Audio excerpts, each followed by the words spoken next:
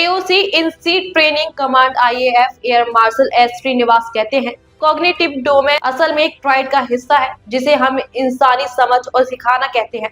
अगर आप इसे क्रिटिकली देखें तो कॉग्निटिव डोमेन में कॉग्निटिव, अफेक्टिव और साइकोमोटर पहलू शामिल है। यह असल में परसेप्शन से शुरू होता है और कोई इंसान इस पर कैसे रिस्पॉन्ड करेगा जब युद्ध की बात आती है तो इसमें किसी इंसान के दिमाग पर असर डालना, उसकी परसेप्शन को प्रभावित करना और इस तरह के नैरेटिव और उसके फैसले लेने के प्रोसेस को कंट्रोल करने की कोशिश करना शामिल है। The cognitive domain actually is a part of a triad which we talk about the human understanding and learning.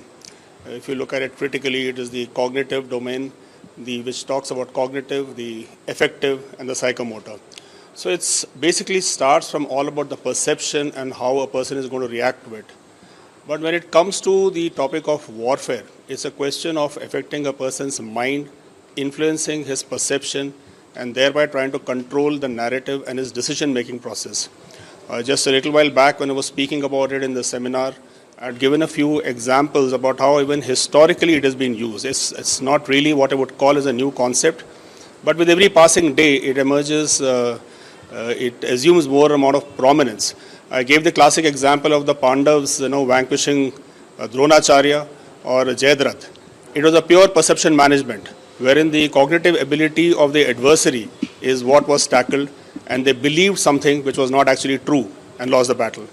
So those are the kind of things which are assuming a lot of importance, because today communication spreads very fast, and as I've been talking about it, whether it is genuine or whether it is fake, information spreads very fast and it can control narratives because of perception of the mind.